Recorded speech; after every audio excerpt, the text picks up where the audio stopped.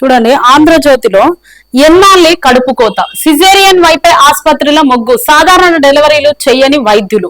5 ఏళ్లలో 4.4 లక్షల మంది సిజేరియన్, గత ఏడాది కంటే 1.30 లక్షల మంది. రాష్ట్రంలో 16.5% పెరిగిన సిజేరియన్లు. ప్రైవేట్ లో ప్యాకేజీల కోసం సర్జరీలు, ప్రభుత్వ ఆసుపత్రిలో సౌకర్యాలు లేకే గర్భిణీల ఇక్కట్లు. చూడండి, నిజంగా ప్రభుత్వ హాస్పిటల్ సరిగా ఉంటే ప్రైవేట్ లకి వాళ్ళకి ఏమన్నా, ఇప్పుడు సామాన్య ప్రజలకు ఏమైనా కర్మన అప్పులు చేసి మరి తిప్పలు పడాల్సిన అవసరం ఏముంది? ఈ గతంలో చూసుకుంటే అప్పుడు మా అమ్మమ్మ కాలంలో అప్పుడు చూస్తే ఏదైనా సరే నార్మల్ డెలివరీ.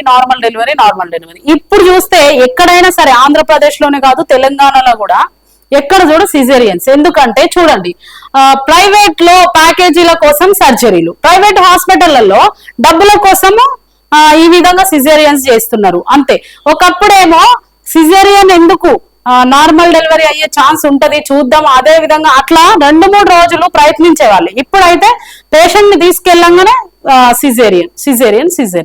సో ప్రభుత్వ హాస్పిటల్స్ కూడా ఈ విధంగా చెయ్యకండి. ప్రభుత్వ హాస్పిటల్స్ లో మంచిగా సౌకర్యం ప్రభుత్వం కల్పిస్తే ఎవరికి ఇలాంటి పరిస్థితి రాదు. అప్పుడు ప్రైవేట్ హాస్పిటల్స్ కి వెళ్లాల్సిన పరిస్థితి కూడా లేదు.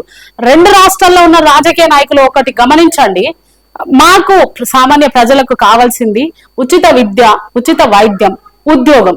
మీరు ఎన్నో పథకాలు పెట్టి ఏదో చేయాలనుకుంటారు, అవన్నీ పెట్టే కంటే ఈ 3 సామాన్య ప్రజలకు మీరు అందిస్తే వాళ్ళు అప్పులు చేసుకొని తిప్పలు పడరు, మంచి ఉద్యోగాలు చేసుకుంటారు, మంచి విద్య వైద్యం ఉందని చెప్పేసి వాళ్ళ పనులు వాళ్ళు చేసుకుంటారు ఎంత కష్టం వచ్చినా.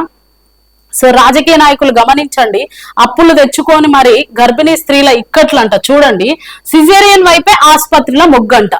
ఎవరు కూడా నార్మల్ డెలివరీ చేయడానికి మొగ్గు చూపడం లేదు, సిజేరియన్ల వైపే. ఎందుకంటే సిజేరియన్ చేస్తే డబ్బులు ఎక్కువ వస్తాయి, నార్మల్ డెలివరీ చేస్తే 1 డేలో ఉంటారు, వెళ్ళిపోతారు, అది కూడా తక్కువ డబ్బులు వస్తాయి. కాబట్టి ప్రైవేట్ హాస్పిటల్స్ అన్ని కూడా ఎక్కడ సిజేరియన్ వైపే మొగ్గు చూపుతున్నాయంట.